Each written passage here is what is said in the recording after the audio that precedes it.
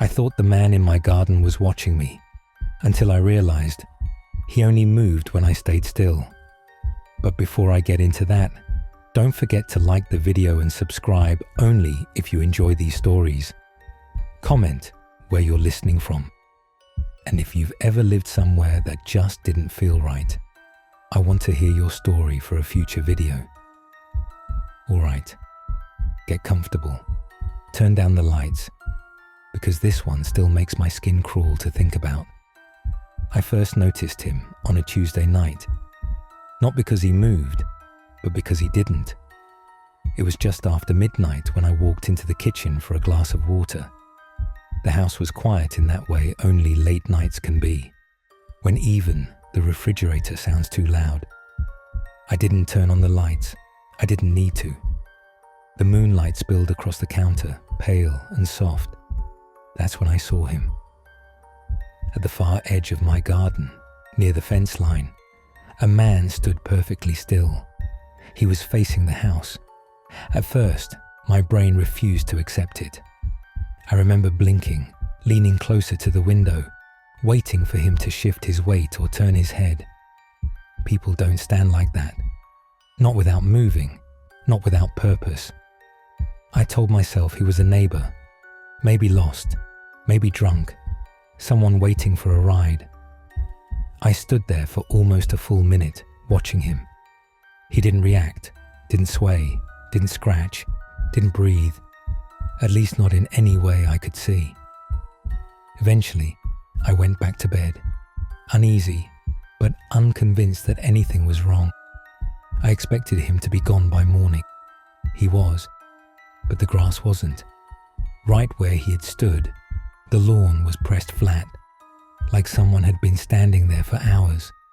The imprint was too precise, too deliberate.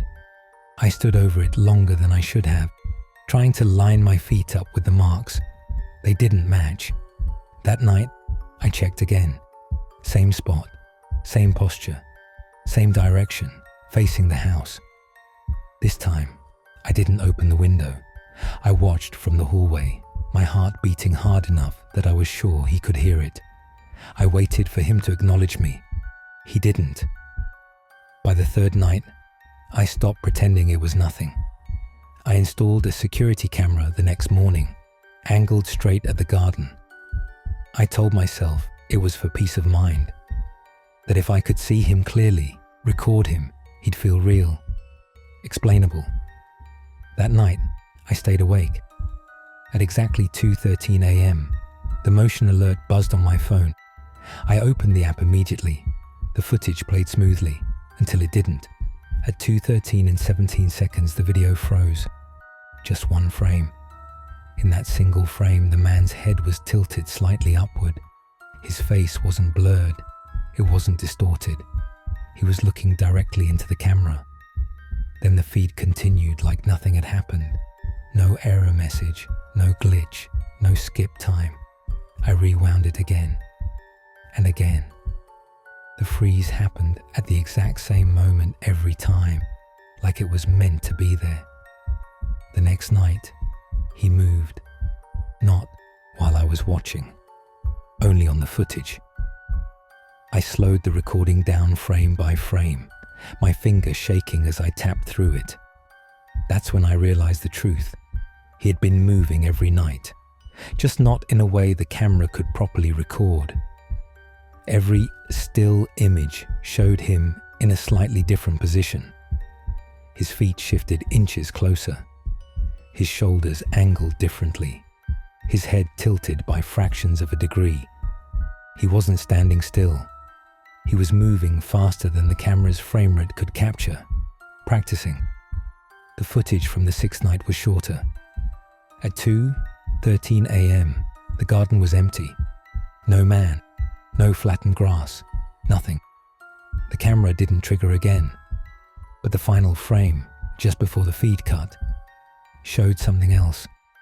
The lens reflected the faint outline of a face, not in the garden, right behind the camera. And when I checked my phone's front-facing camera, it activated on its own. Someone was smiling. From my kitchen, I didn't sleep after that. I sat at the kitchen table until sunrise.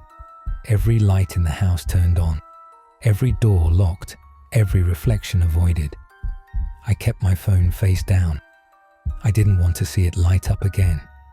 I didn't want to know what might be looking back at me. When morning finally came, the world felt wrong. Too loud, too normal. Birds chirped, cars passed. The garden looked harmless again. Dew on the grass, fence untouched. No sign that anyone had ever stood there at all. I told myself I was exhausted, that my brain had stitched patterns together where none existed. Cameras glitch, reflections lie. Fear fills in gaps. That explanation lasted until I checked the footage from earlier that night. There was a new folder, dated tomorrow. I stared at it longer than I should have, my cursor hovering over the file name. The timestamp didn't make sense. The camera system wasn't cloud-based. It couldn't predict anything. It barely worked half the time. Still, the file was there. I clicked it. The video opened to a view I didn't recognize at first.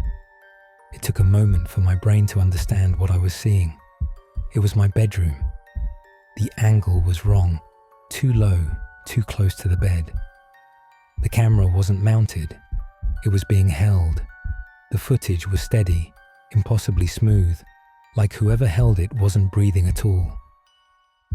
I watched myself sleeping. My chest rose and fell slowly. My face was slack, unaware.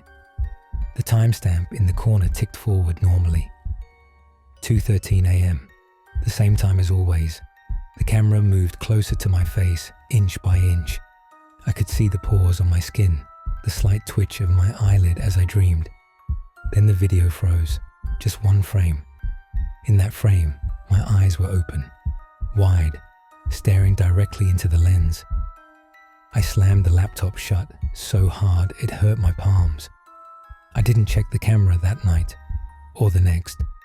I unplugged everything, wrapped the devices in towels, shoved them into the back of a closet like they were contaminated. But it didn't matter, because the hard man didn't need the cameras anymore. On the 8th night, I woke up at 2:12 a.m., not from a sound, from a feeling, that heavy, suffocating awareness that someone was nearby, standing. I lay perfectly still, my heart pounding, my breath shallow. The room was dark, but I didn't turn on the light. I didn't want to confirm what I already knew. The feeling grew stronger, closer, like pressure behind my eyes. Then I heard it. Not footsteps, not breathing. A soft, rhythmic sound, like fabric brushing against skin. Someone adjusting their stance. I stared at the wall across from my bed. There was a shape there that hadn't been there before. A darker darkness, blocking out the faint glow from the streetlight outside. Tall, narrow, unmoving, facing me. I wanted to scream. I wanted to run. But my body refused to respond. Every muscle felt locked, like my fear had weight. The shape leaned forward, not slowly, instantly.